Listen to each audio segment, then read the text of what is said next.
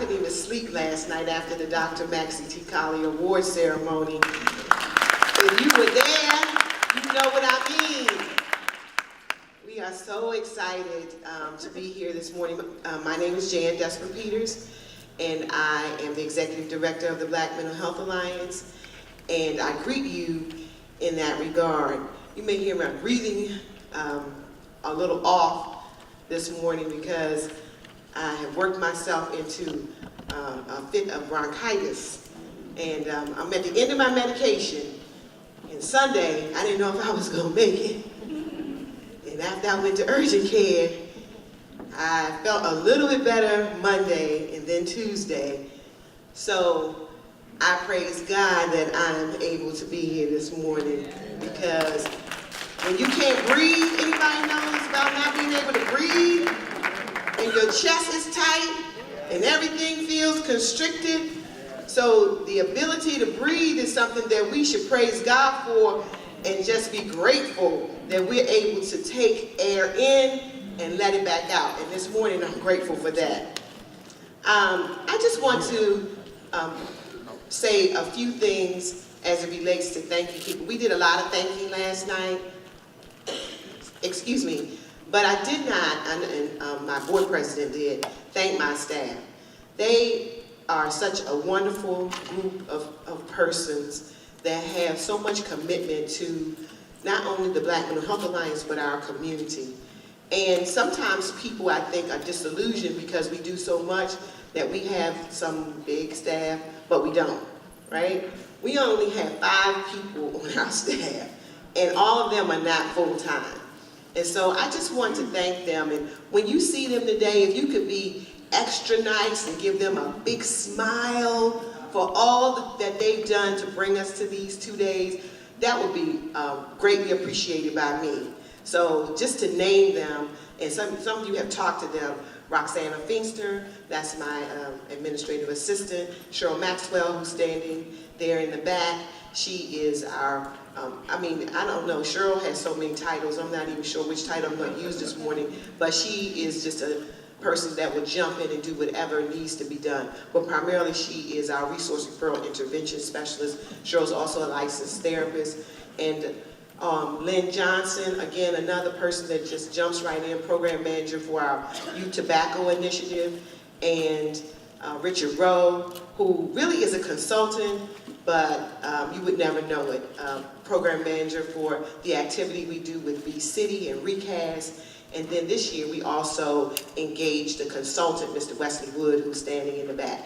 So thank you, staff. I just wanted to say that. Just please give them a few housekeeping issues. There are restrooms on either side of this stage. Actually, the women's room is here.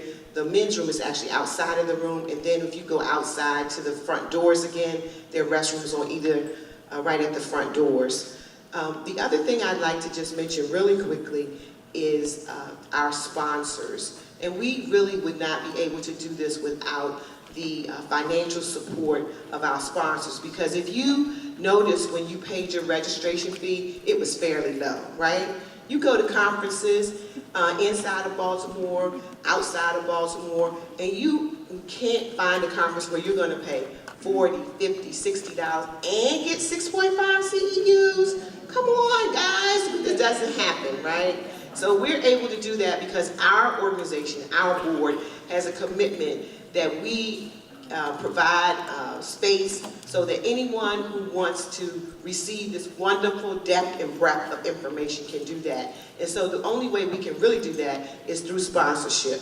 So this morning, I would like to acknowledge the Jewel Corporation, Hope Health Systems, the Maryland Foundation for Psychiatry, Behavioral Health Systems Baltimore, BTST Services, the Institute for Healing, Kaiser Permanente, and Beacon Health Options. Please help me thank them for what they've done.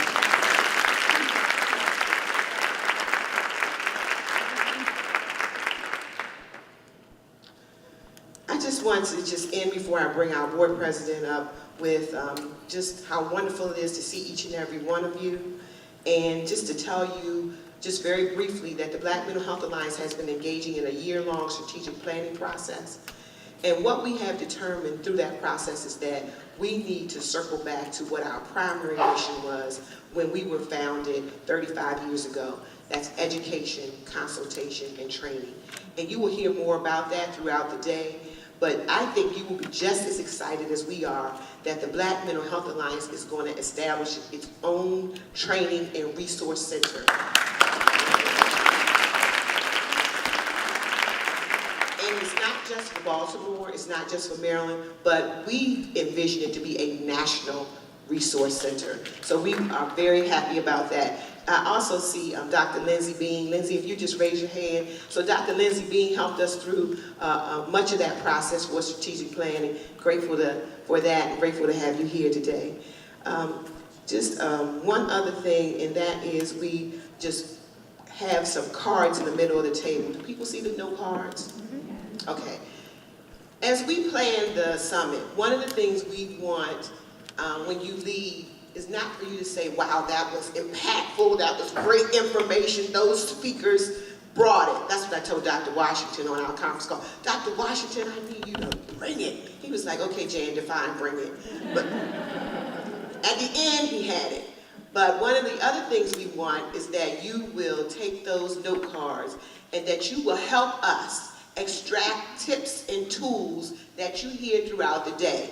Or you may not, it may be something that you actually are using in your day-to-day practice, whether it be in the community or whether it be through therapeutic sessions. And so if you would take the time to extract the tips and tools, because we've asked our speakers to embed them in their presentations, and then we're going to actually take these cards at the end of the day, and we're going to create one of the first products for the Black Mental Health Alliance Training and Resource Center, the Black Mental Health Alliance Community Toolkit. And you are going to be a part of helping us populate that toolkit. So that's what the cards are for. You have a wonderful experience today. And without further ado, I'd like to ask Dr. Jonathan Shepard to come forward and greet you. He is the board president of the Black Mental Health Alliance.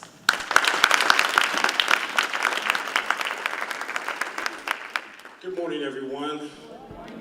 Thank you, Jan. And I want to greet everyone this morning. Again, thank you for all those who participated last evening. A wonderful day in history we had yesterday. I also want to acknowledge those board members that are here of the Black Mental Health Alliance. If you would just stand or raise your hand. I see two of our board members, Dr. Lakita Carter, who is the vice president, Patrice Soa, who is our secretary, and Mrs. Jada McCrae back there, and Dr. Prim over there. All right, thank you. Please acknowledge them. Let me just say this, be as brief as possible. I want you to say with me the word resilience. Resilience. The word resilience. Resilience. And if you would, I'm going to just really piggyback off of what Jan was saying. You probably need to write that word down. Because what's going to happen today is the points that you're going to hear is going to revolve around resilience or resiliency. There is an article, and I'm willing to share it with you all, in the Psychiatric Times that just came out recently. And the title of it describes, or it says, can we prescribe resilience?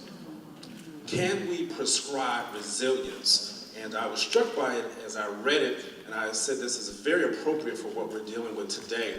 And there's some tools, and there's some things that they outline as far as some protective factors. We heard a wonderful keynote speaker by Dr. Stewart last night, and she said something about that really stuck with me about words hurt. You know, they use sticks and stones, they break my bones, but words won't hurt me. Something like that. Words do hurt. And words hurt our children.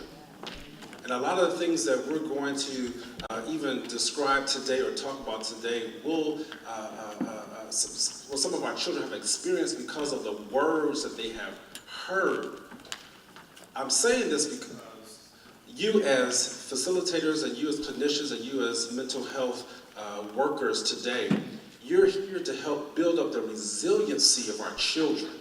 so that when those words or whatever actions that are happening against them, you're able to build them back up. Children are resilient.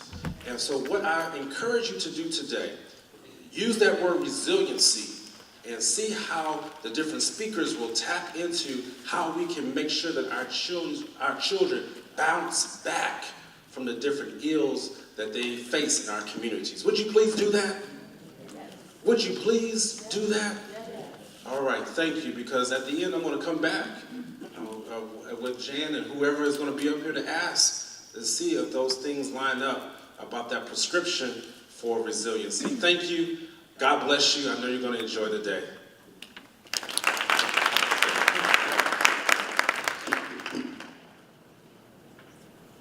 First, I'd like you not to be too concerned about the time. We'll make the time up, but we really do want to give our presenters full opportunity to present what they've prepared.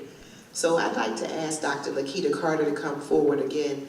As Dr. Shepard said, she's one of our board members. She also owns the Eye Healing Institute. Is that right? Just Eye Healing. She's a licensed psychologist and just a great go-to person for me as an executive director as it relates to being so knowledgeable about issues surrounding our people and the various psychiatric and psychology-related issues. And so we're grateful to have her here this morning. She will be the moderator for the next session. Good morning, good morning. Good morning. This is the day that love has made. We will rejoice and be glad in it. Amen? Amen. Welcome again, and as Jan said, I am the proud owner of the Institute for Healing, I Heal, located in Owings Mills, and I'm also the proud Vice President of the Board of Directors at the Black Mental Health Alliance, and I am greeting you in the name of my Lord and Savior, but I am also greeting you in the name of all of the mental health providers who are not here, but who need this training. You are here, and you will take this back. You will run and tell that on. Right? Okay, run on and tell that. So, I am here my job is to introduce our first plenary session speaker, Dr. Kevin Washington. He is a licensed psychologist. He's licensed in Florida and Washington, D.C., and is taught at universities both nationally and abroad. He's a sought-after expert and lecturer for television, radio, and print media. Dr. Washington is the immediate past president of the Association of Black Psychologists and also an assistant professor in the Department of Human Development and Psychoeducational Studies at Howard University. As a Fulbright scholar, he researched the impact of socializing institutions on the healing or restructuring of post-apartheid South Africa. And from this research, Dr. Washington founded Ubuntu Psychotherapy, which advances a culturally sensitive modality for mental health counseling and psychotherapy that is inclusive, culturally inclusive, and particularized in our area. So, I am looking forward to hearing this. He will speak to us for about 40 minutes, and then we will have a Q&A session, and I will be back with you. So, Dr. Washington, in my executive director's words, bring it.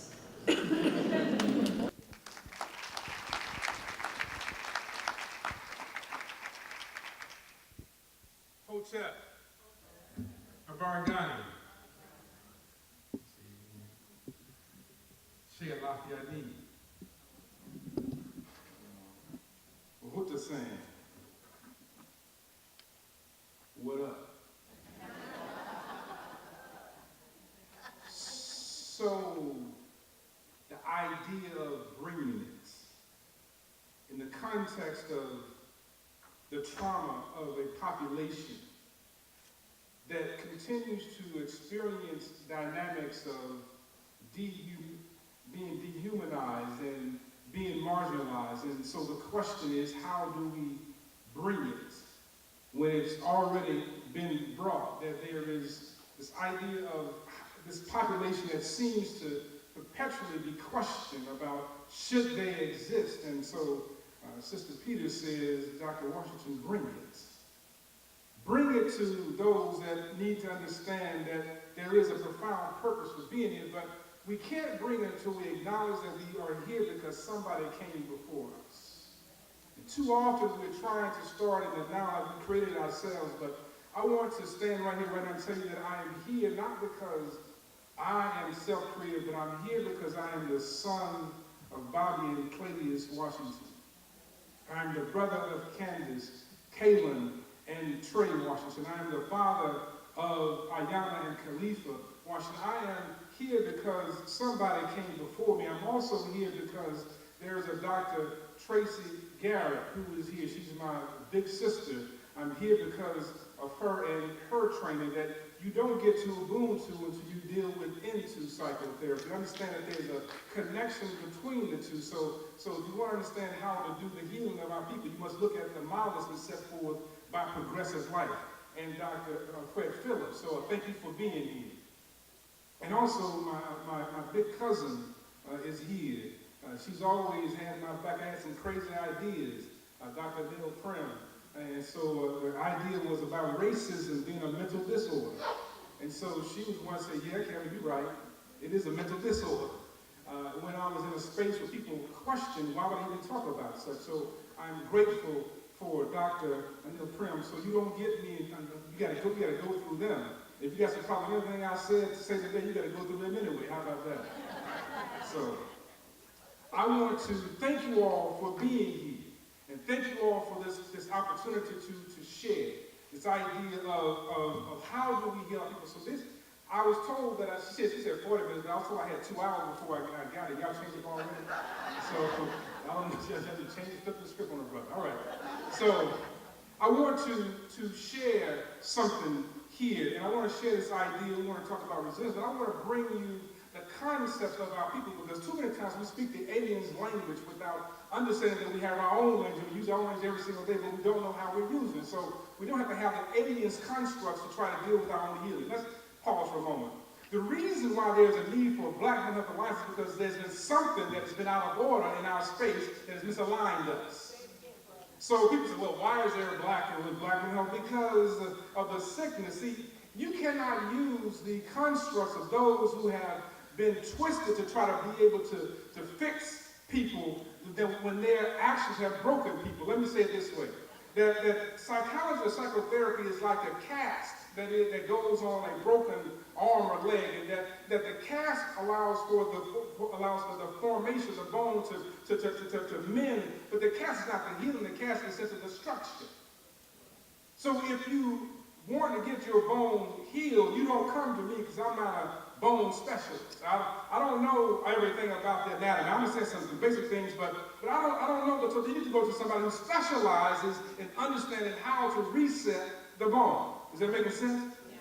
So we talk about psychotherapy again for a moment. Let's talk about that. So we talk about using some construct or some other people who have helped to deform the bone in the first place to try to put their cast on that particular broken bone is going to simply further deform the bone.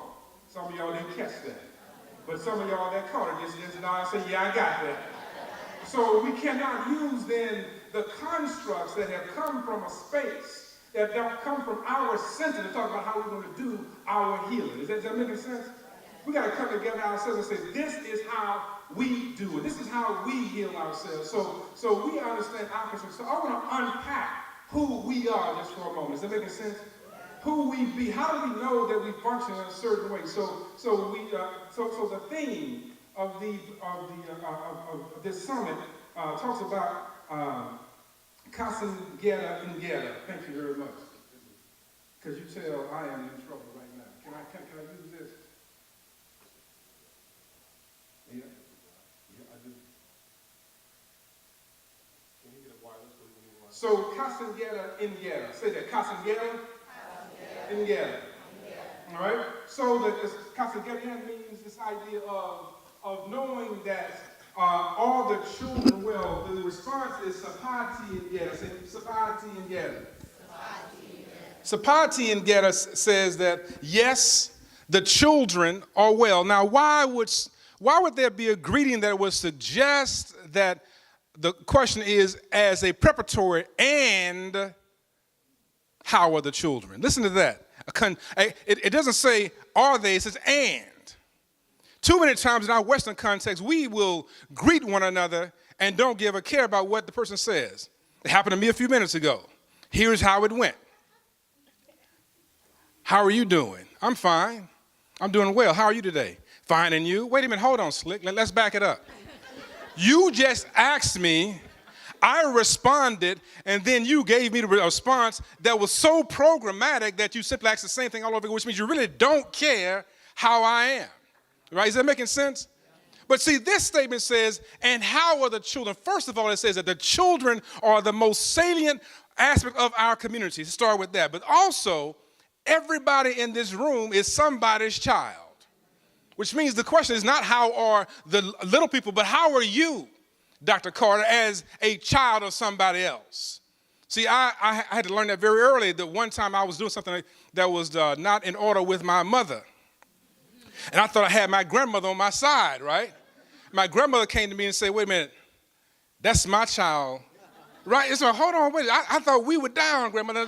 Yes, but that's my baby that you are now are going against. And so it came back to memories because my daughters did something and they thought that they had my mother on their side. And she put them aside and says, you can't disrespect my son. Is this making sense? That they had to realize that there's a connection, that even though that I'm your grandmother, even though I'm you're my grandchild, that's still my child. And everybody in this room is somebody's child. Is that making sense? So then the question is also asking, how are you? But then it also says that as the warrior says that, listen, we are here. And if we are here, then everything is going to be all right. Is that making sense? So this is deep. It says that because we are here, all is well. Because I'm right here, I'm going to make sure that everything is going to be okay. That's a deep construct because sometimes we get caught into our own stuff. And so we've mentioned some greetings, right? I want to share off. I need to ask the question about how are you? Everywhere you find African people, they're asking these kind of questions. Not about how are you doing, but how are things with you in the universe? That means, how are things with you and your mother and you? How are things with you and your father and you? It asks about how you are connected with somebody else. Among the Zulu, it says sawubona. Sawubona comes from the word kona. Some says I see you, but if you understand what kona means present. So it's really asking you, do you have a presence? Right? And it says that yebo, sawubona, or gekona. Gekona means I am present. Now, why would I look at you and ask you, are you present? Because your presence among the Zulu is predicated on you being connected with those that came before you. So just like we pour a libation today, it is remembering that somebody came before us, right? And so one of the greatest moves of the oppressor is to disconnect us from our historical legacy. So then we begin to assume that we are Caribbean, that we are Jamaican, we are all these things, but we're never anything tied to a continent called Africa that where greatness came from. Let's be clear. We get all this other stuff about being Black American, all kind of stuff. I'm not African American. I haven't been there, but nobody ever told Serini that he'd never been in Italy, so he can't be Italian American. Nobody ever told McDougal that he can't be an Irish American. Nobody ever told them that. But somehow we get here, we become a new creation. Malcolm X says that because cats have kittens in the oven doesn't make them biscuits. One brother told me from Cote d'Ivoire says that because children play in trees doesn't make them monkeys. You don't change just because you have some tributary into the river. The river never changes its name. It's still the same river. The tributary just added to it. It modified it, but it didn't disconnect it. But we operate in a disconnected state. That's a very dangerous position. In studying the Kenyans and racing and learning how to race doing the long distance racing, they say that if we ran like this by ourselves, we would die.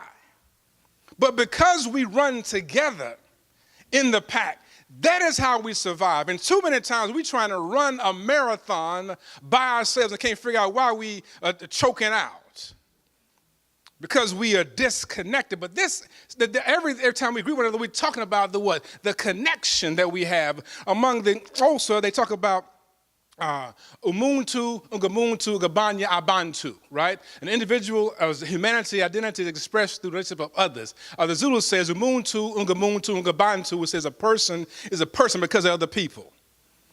I ask my students all the time, if I walk into this room, am I a professor?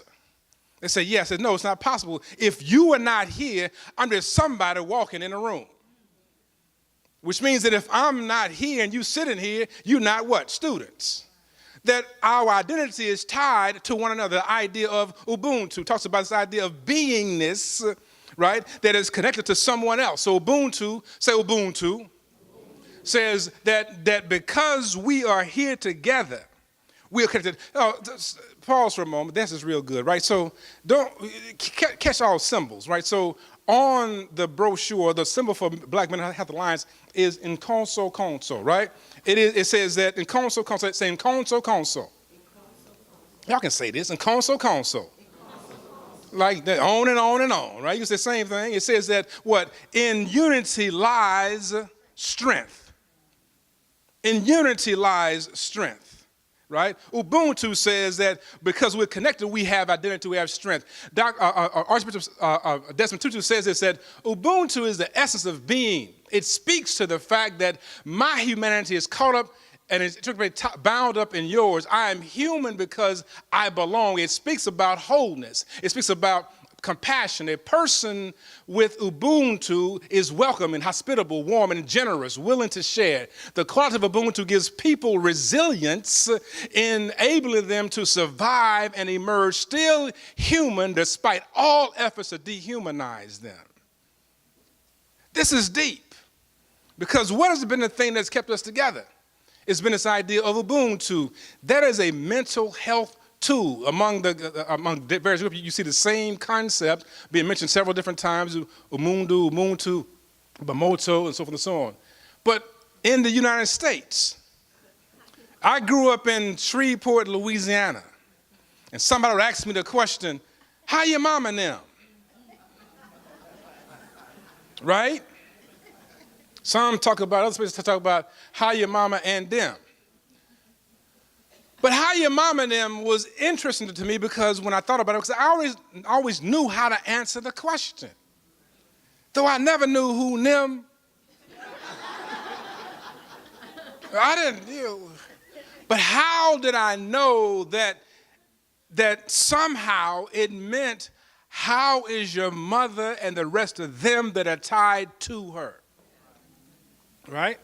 Which means then that I answer the question by honoring relationships with my mother. How is your mother? How's her sister? How's her husband? How's her child? How is she? All that is about the them. See, we never have broken with our traditional understanding that we are here as a collective being and not simply as one being by ourselves, right? You have to understand the cosmology of a population, right? And so I'm not going to belabor on this, but understand that our worldview says that first and foremost that we are tied together, we are connected. Y'all have done this. Somebody commits a crime on television and y'all first say what? Lord, I hope he wasn't what? How? We never talked about this before. We never had this conversation. But somehow we know that the response is, I hope he wasn't what? Black. I hope they didn't look like me because why? He's doing what? Making look bad, right? The connection. Because whatever they do impacts what me. Grandmother would say, don't go out there and what? We never had this conversation. We never talked. I never met y'all, most of y'all before today. But how do I know that that's a part of who you are because that is a part of the African collective that has kept us alive? Those things are the things that we must understand how to do our work as healers in our community. We can't talk about therapy in the context of understanding the person and their being. That's real good, right, isolation. But in reality, every time I see one person, I'm seeing several generations at one time. Say it this way. Every female child that is born all the eggs that she will ever carry in her life. Which means then that the woman that gave birth to the female child gave birth to her grandchildren at the same time. Right? Connection is always, some of y'all are going to think about that later and say, yeah, I got it. You be driving down the car like, oh, that's it. Right? So by extension, then Dr. Carter is a product of her grandmother and not her mother. Is it making sense? So I can't go and talk about Dr. Collins. She ain't got nothing. That practice she going to. When I talk about her, I'm talking about what? Her grandmother, Alice Coleman, right? Right? It makes sense. Now her name is in this room. Now I really can't talk about her, right? And so the question is, who gave birth to Alice Coleman? Are you following me? Everybody in this room looks like somebody. Go to the family reunion, right?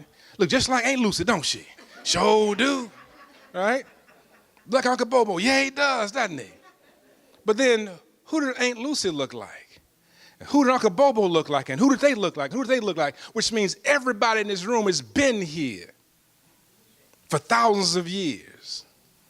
Which means you're just not here by yourself. So we understand, this is ancient knowledge, right? So the group is important, right? So the African value system means that humanness and being human is about humanocracy, the idea of how do we come together. Jomo Kenyatta says there's nobody is as an isolated individual.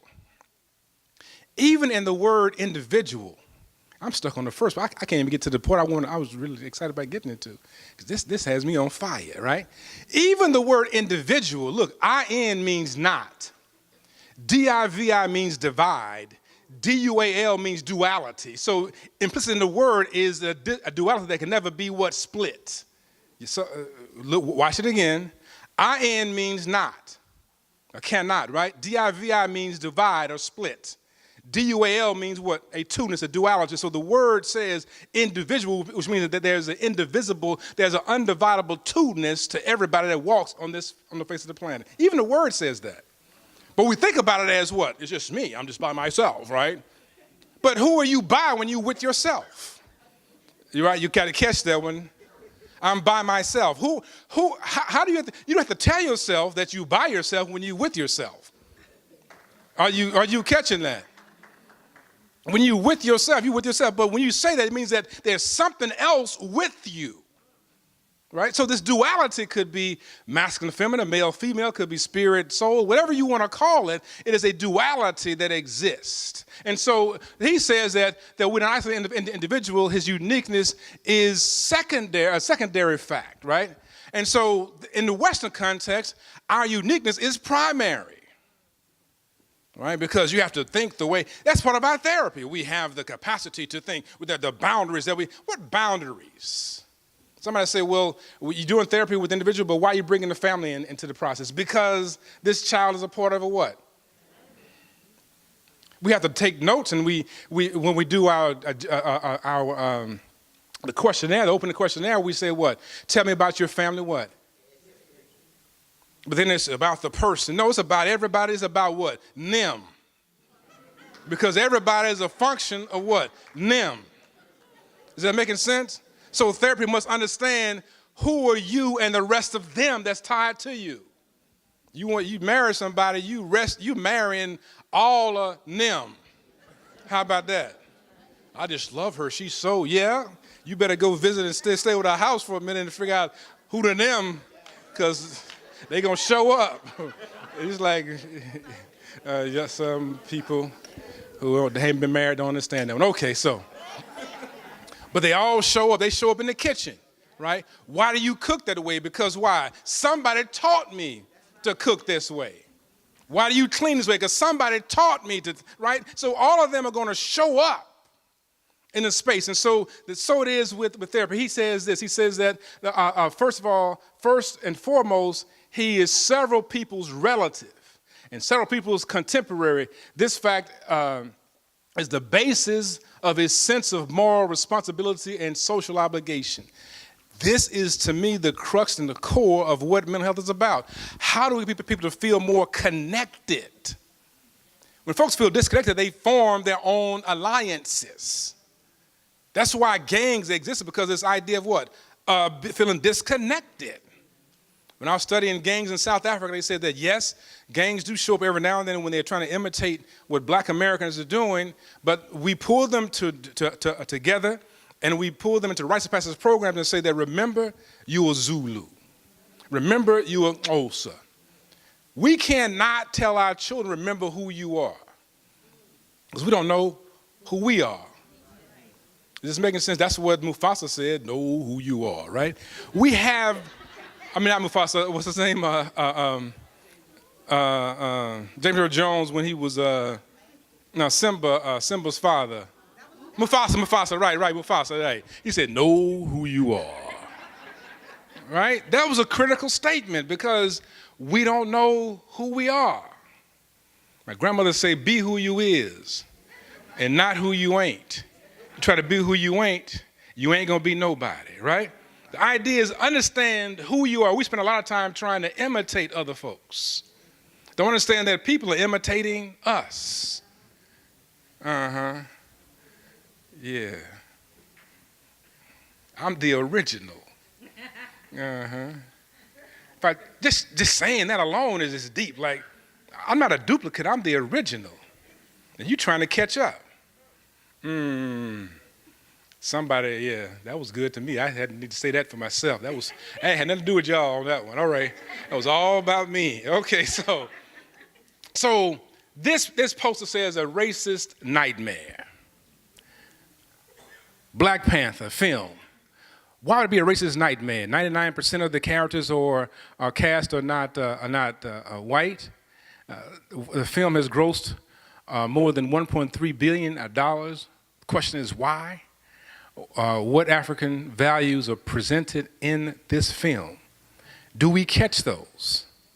For example, we know that there's a metal this product called vibranium, correct? And this vibranium rules the entire world. But do you know that there's a metal called coltan or tantalite inside of every cell phone and computer that's primarily harvested in the Congo? Which, yes. Who doesn't have a cell phone in here? Raise your hand. Thank you very much. Okay. All right. So why is this metal inside of the cell phone and the computer? Because it is the most highly conducting, fastest conducting metal known to man. But here's what's deep about it, is that whatever is in the earth had to have been on top of the earth, which means then that the bodies walking on the earth decomposed into the earth and became what was now known as what? Tantalite, coltan, which means then that the most highly conducting metal known to man is right here, that also is in that cell phone. Some of y'all are going to get that one later too.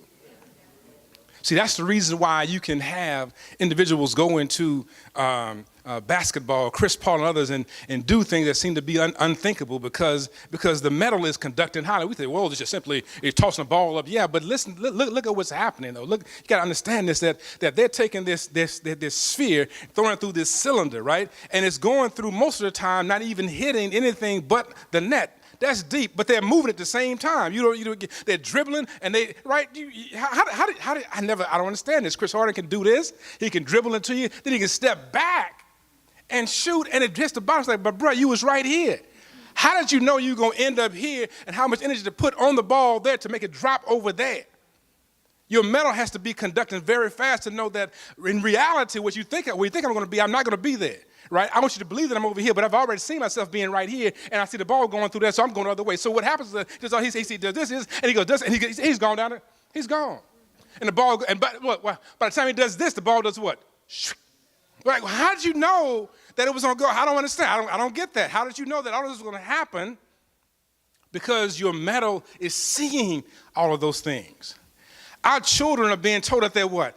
Hyperactive in classrooms because they are conducting information very quickly. So what you just said is this: I got this. Okay, next. Okay, that's all you're gonna say? Have I gotten it? That was 5 minutes ago. I caught you when you started saying it. I knew where you were gonna end up. So therefore, can we get to the next thing? Give me something else to think about, because your stuff is moving too slow. Right? You say, well, that's not true. Well, I'll tell you why it's true. Because a research study was done, they took Kenyan children, Geber experiment, and folks blacks from here and Europeans and so on, and they watched what they did. They noticed that the Kenyan and the African American were walking at an early age, moving at an early age, than whites, right? This is not about supremacy. This is just about research study. You talk about empirical data, right? Evidence-based practice, or can we do that? So evidence said that this is what was happening. So if black children and Kenyan children are moving, crawling at an early age, whose brain is filled with more data? See, we miss with well, it's about the psychomotor activity of the child, and so we know that the blacks have this psychomotor advance. Yes. But when I'm moving around, what do children do? They pick it up, data, right? Look at it, data, which means then that the child that sat over here doesn't have the what? Same data. All it knows is that there's a thing over there. But this is enhanced data, and then they do what? They put it in their mouths. What does it what? Feel like, taste like? What does it say to me? What the data inputs? But yet we go to classrooms where you have to do what? Watch what just took place. I've been moving and gaining data all this time, and now you would say, well, the best way to learn is to sit down and to be, no. The best way to learn is to figure out what is talk about at risk of losing me. You need to figure out how to keep me engaged. Right? Keep me plugged into the process. And so that's how folks always knew. They watched the children, and so they watched that boy over there, watched that girl, and people began to do things, and I watched this in my house, in my family, and so certain things that certain cousins got, and I didn't get, vice versa, because people were watching us. Well, you don't do it like this, you like it like this. So everybody was individualizing what happened. We'll send Kevin over to me because he needs to be with me for a little bit. So I'm over with my aunt for a while. I don't know why I'm over with my aunt, because why? It's time for her to give me some data that my mother can't give me because my brother's trying to do some other stuff. Is it making sense? Right? Are you catching this? And so people understood the data. I'm tired of the boy now. You need to take him back, right? So that's how it worked. So it was getting data entry at all times, right? So look at what's in the film, right? So the film shows African-black discord. Yes, we got some issues that have to be worked out between the African and black. It was there, right? Killmonger and his cousin. That's a deep process. What does it mean to be separated from your family? What does it mean to try to be integrated back into your family? What does all that mean? Antagonistic apathy. And Baku, right? And Baku knew that he was rejected because he had some ideas about technology. You got to understand that whole narrative there. But at the same time, he still was like, I don't agree with you, but. Right? Think about this. European thought is dichotomous. Either you are for me or against me. We can say, we cool and all, but, right? Think about that. You and me cool, but what you just said, that's some old bull you just said, right? Which means that what?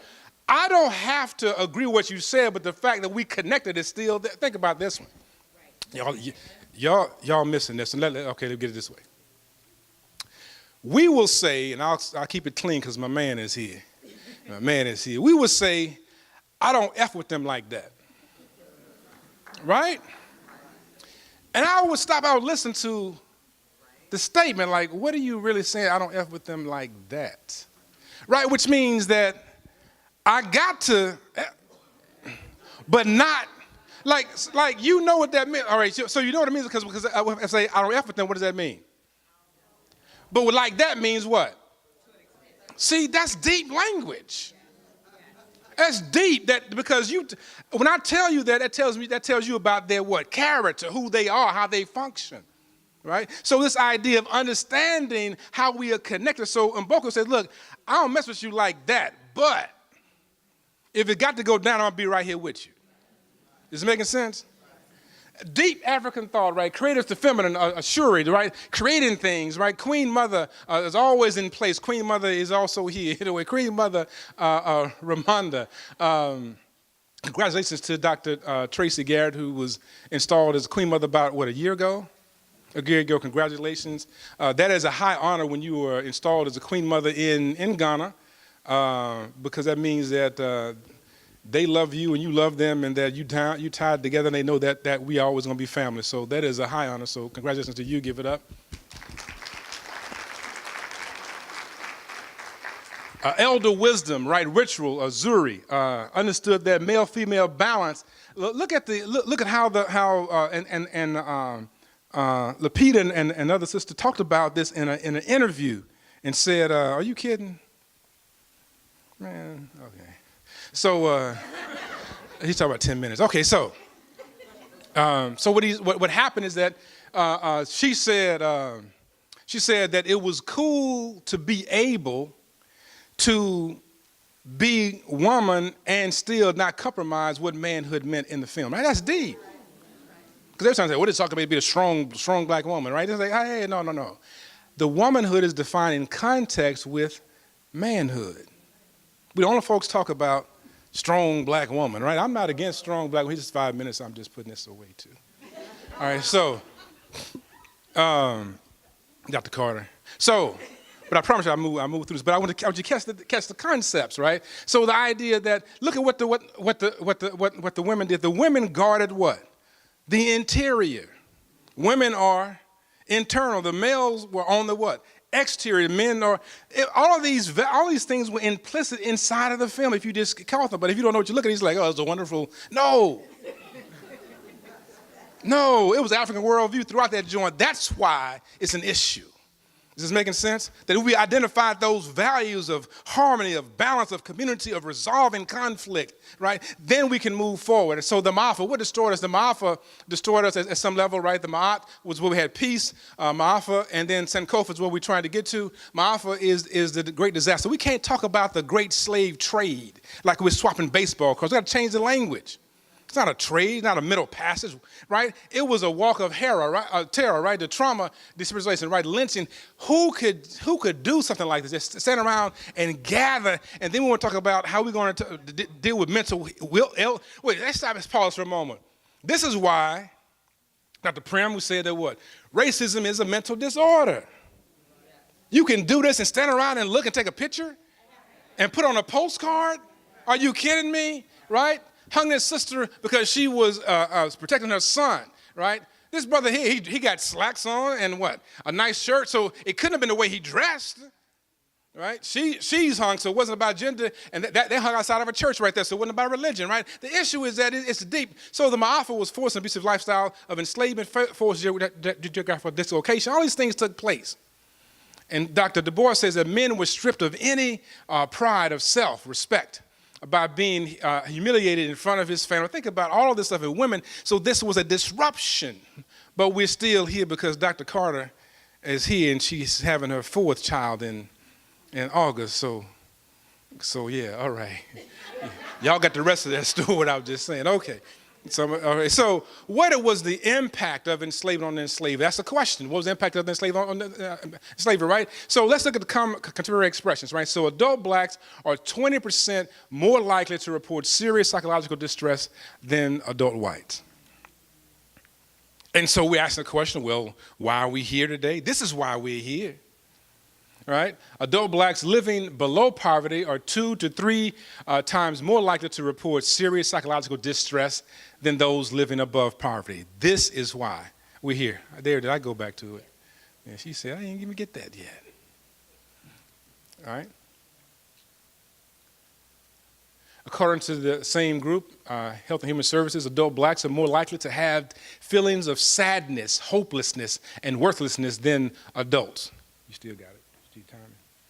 All right. And while blacks are less likely than whites to die from suicide as teenagers, black teenagers are more likely to attempt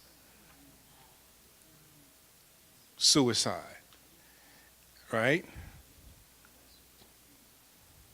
And the rate of suicide success, which is not a good success story, has increased within the past, last month, has increased. All right. When you hear a song, Molly Percocet, you need to ask where you're trying to get relieved from, right? It's a group, right? You're doing everything, right? All that you're doing it, but what is this? What are you trying to relieve? When a song says, "I don't want to live, I don't want to live no more," what is happening there? What is the pain? So we're not listening, right? We got to be aware of the various signs of changes in sleep patterns and changes of dietary consumption and energy level. We've got to be attentive and not think that somebody's going through some stuff. we try to give these names about what's going on, but I want to advance here. Post-traumatic slavery disorder. Read is good one. Post-slavery stress disorder is also excellent. Dr. Nana Pat Newton. Post-traumatic slave syndrome is cool. Anti-self disorder by one of my mentors. It's fantastic, right? So Dr. DeGuillieri talks about this idea of post-traumatic slave syndrome and the continued effects of enslavement. And so the other folks, CDC, want to call it the hood disease. Okay? But then when a white male runs over some folks and kills them, it's called affluenza. That he's suffering from the duress of his white privilege. Well, if that could happen, then if I start shooting somebody, I can say, you know what, all of these years of oppression and lynching and hanging and castration, and that's just on me. Like, it's like, no, you don't have the same privileges as we do, right? Because they're defining the mental health process. And we're letting it go by us, right? But Dr. Carter talks about racial discrimination, right? And racial harassment and discriminatory harassment, right? This idea of deception, being deceived, being stereotyped, and being denied access to certain privileges, right? These things happen to folks every day. It's frustrating, what do you say? So I talk about persistent enslavement systemic trauma, PEST. It's ongoing. It hasn't stopped. It's protracted. It goes on and on and on and on, right? And psychological devastation, spiritual disruption, emotional destabilization, economic disinheritance, and political disenfranchisement. Anytime folks here, black folks here, make America great again, okay? Now, other people don't hear the same thing, right? So that's critical to the conversation. When certain people here build a wall and make them pay for it, that's a different conversation. People hear the idea of immigration being held up at the airport. See, those are conversations that certain people cannot tell me what it feels like to have those experiences because you don't have those experiences. You don't know about this. Y'all got that? That was abundantly correct. Let me say it again. You won't. That's right, you got that? Know about this. All right? You don't understand what this means to me, right? And so living in a space where there's this type of violence, and Dr. Amos Wilson talks about internalization of self-alienation and misorientation. Dr. Woodson says that when you control a man's thinking and worry about his actions, right, he will go to the back door without being told. Critical conversations. Black trauma has us out of control of who we are and how we function. And so, I see you. And so, I'm going to end on some points, some things that we got to do. So just let me get to that point. I want to share quickly with you that these are the things that are continually hitting us that we're trying to figure out how to navigate through. Now, I'm not one who's advocating sagging, but I want to show you what they did in Flint, Michigan. They took some laws on the book and then applied it to behaviors that are demonstrated by a certain population and then made it sanctionable by law, right? So these things are happening all the time. So you say, well, you go and you obey the law. Well, the law is always what? Flexible and changing based on who they want to benefit at the time of the year. I caught that, yes. So here you have three things, right? Warning if you behave to the disorderly conduct. Now, disorderly conduct typically is when you go around with beating somebody, kicking somebody. So your pants hanging down is not, it's not becoming, but it's not disorderly in my estimation. And then indecent exposure, right? So what are those brothers doing right there working on the car? Well, based on the Flint law, it'd be what? Disorderly conduct. But to me, they're trying to figure out how to get that joint to run so they can probably get somewhere and do something, right? They may even want to do some Uber work. I don't know. But the point is, that will be punishable by law in Flint, right? But then this behavior right here has never been called into question. Let's go back again. Now, so you guys, I want to catch this right. There are laws on the books for this, but there's never been a law on the book for this. Are you following me? Are you following the process? Okay. So we have to be clear that there is this painting of a picture of the brute. This image of the brute was 1914 when the Germans went through Belgium and tore Belgium. So that's when the artwork was done. But look at how in 2008 Vogue magazine had LeBron James looking the same way. Was that an accident? I don't think so. The idea of creating what? The black brute. Right? He even said, this man said that when I saw it, talking about Darren Wilson, he said, Michael Brown, when I saw it, it looked like what? He went from. So that is that. So we living with all of the stuff, right? There's a whole lot. I told you I was ready to get down today. So I'm gonna talk about oxidative stress is something that disrupts us. Look at the impact of oxidative stress on us. Let's look at how it has premature aging, heart disease. What are things that we suffer from? How about hypertension, high blood pressure is there, diabetes, kidney disease, all of that stuff is there. And so, so what do we have to do? The paradigm, 2 minutes, I promise I'll be through. I promise you. Is to understand that the value of the collective is the most salient part of who we are. The idea of the communal self-knowledge is important. Spirit is primary, and the healing of the spirit is healing of the body. And we must recognize that everything operates through spirit. Healing techniques must look at how do we reintegrate people to feel more involved and demonstrate self-mastery and begin to challenge the various things that are impacting us, the various fears that we have. And this is a longer piece, but I want to go to what's important about positive parenting. One of the things that has to happen is that we must separate our children's behavior from us with acknowledging the communal aspect of what it means to be. Begin with the end in mind, consider the needs of the child first, respect the environment the child comes from, learn lessons, and know who you are, right? Often parents say that my child is advanced. We love to talk about that. My child is advanced, right? My child's advanced. Everybody's child does something that somebody's child doesn't do, all right? All right, and nobody has a bumper sticker that says that my child is average at so-and-so elementary school. It's always this advanced thing, right? As if it's somehow reflective of me, Here you are, subpar, talking about your above average child. The question becomes, how y'all connected, really? So sometimes the issue is understanding that some of y'all got that one. So sometimes it's understanding that the child's behavior is a function of something that's happening in the here and now that must be addressed. Making us look bad is one thing, but the one good thing, the goal is to create this idea of social accountability. See, that changes the narrative. It's not the issue about you making us look bad. The issue is that how does this impact you and your legacy, your ancestry? Dr. Imani says that is it good for African people when you do whatever you do, right? That's a question. Know that the child's needs from the parent. Understand that.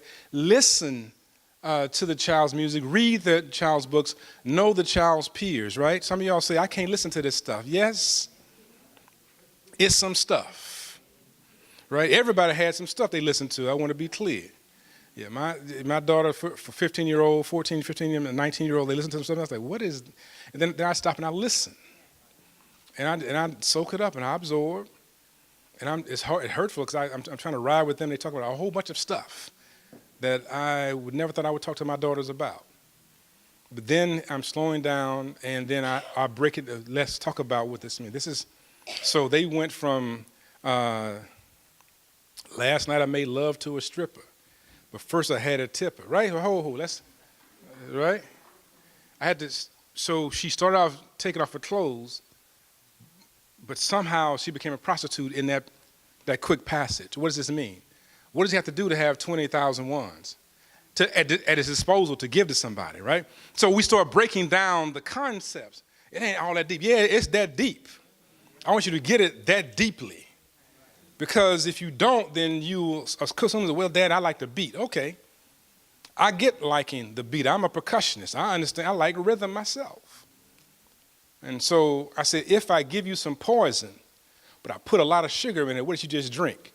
Poison. You need to catch this. But we need to be able to listen to know, right?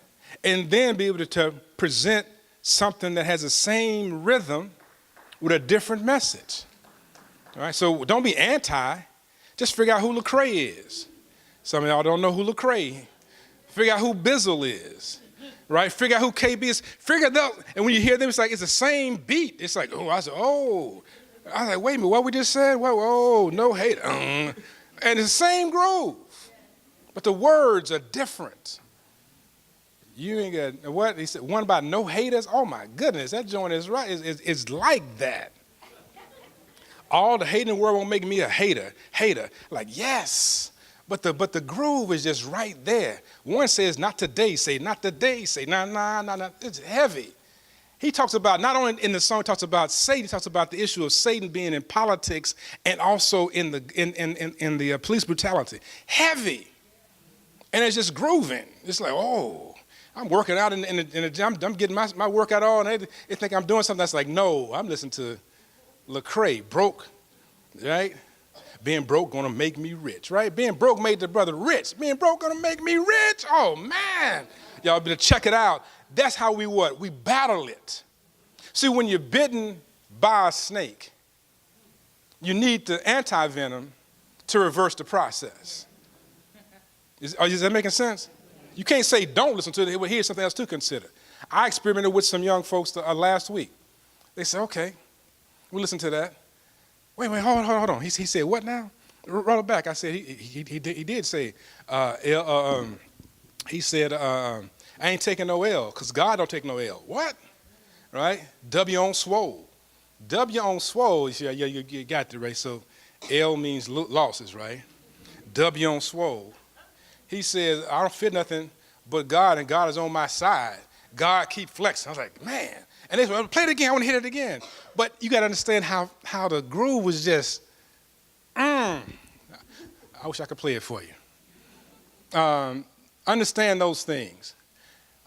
Closing. Black Parents Challenge. Know the lessons learned during enslavement and parental lifestyles. Acknowledge that we are living in a race-conscious society. Stop trying to pretend like it doesn't exist. Discuss images, icons, and external cultural expectations. Accentuate the positives and individual strengths within children. Provide affirming messages to self and child, right? You can't help nobody else out until you help yourself out. It says that if the cabinet should lose pressure, put the mask on your face first, right? Get some knowledge about who we are to tell somebody else. Get to know your child. Minimize conflict in the home, right? The child can't go nowhere and it's conflict all the time. You mad and angry. What you want me to do at school? I'm going to be mad and angry at school. Minimize conflict. Have a place of peace. Counter the negative data with affirming information. Affirm the children every day, right? Draw upon a family history. Do we know our family history? Have we done a genealogy? Have we made the connections, right? African ancestry is one thing to do, right? The DNA test. For those who can, all you got to do is get one family member, so one male, one female. That tells everybody's story. How about that one? That's it, and they say in D.C., everybody. All right, everybody. Reflect upon the past successes. One of the things we think about the defeats, project towards the future. Know that all children are born with genius. How do we bring that out? Understand their aura, their purpose in life. Allow children to explore options with various activities. Provide more yes statements than no. We get a lot of no's, but not enough yeses. Know the difference between interest and ability, right? Some child can have the interest, but not really the acumen to handle that. Yes, I have a keen interest in singing. Yeah, but you don't want to hear me, though. I'm trying to tell you. Mind and reality, the mind has the potential to create a reality. If kings build kingdoms, what do niggas have, right? What do niggas build, right? So I ask the question, perspective guides perception. Where you are on a thing guides what you see. The reason why somebody looks like somebody in your family to you when you see them is because you have the perspective of them in your mind, right? So perspective guides your perception. The basis of all knowledge is self-knowledge. Provide healthy boundaries, promote self-regulation, act in a manner that reflects the best that is within. Don't talk about, don't smoke, right? And you what? Right?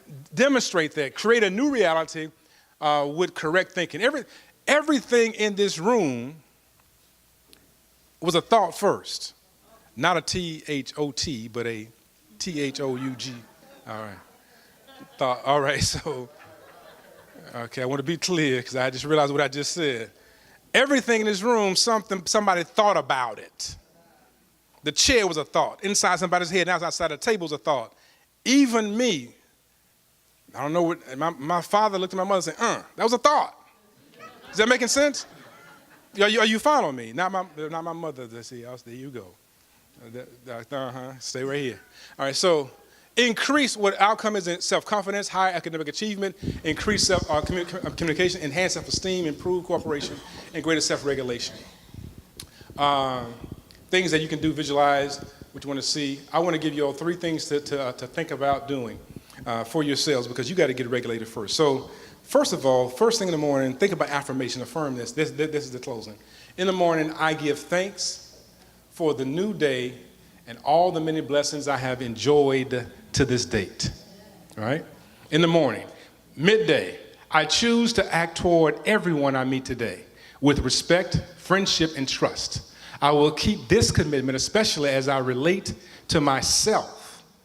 Being a friend to yourself is very important, so that I may more easily and lovingly share with others. And going to bed, I forgive myself and others for any thoughts, words, and deeds, real or imagined, that have created disharmony or lack of love in my universe today. Right? These are things. King would give his son everything he wanted for his birthday.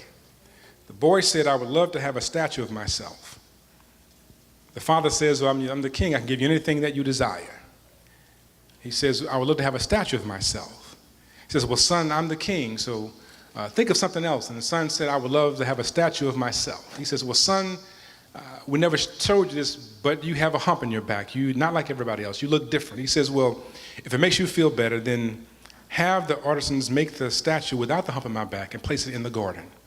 The father thought it was odd, but the father had the statue completed and it was put out in the garden. Every day that when the son was missing his father, he would go look at the statue. On days when he wanted to think, he looked at the statue. On days he wanted to connect and reflect, he looked at the statue. Days he felt good, he looked at the statue. One day his father came and saw him. And he says, son, you look different. He says, what do you mean? He says, well, the hump in your back is gone. He says, yes. All you ever had to do was show me what I could become. I saw it and I became it. Everybody in here are image makers. Remember that at all times. Thank you so much. I'm done.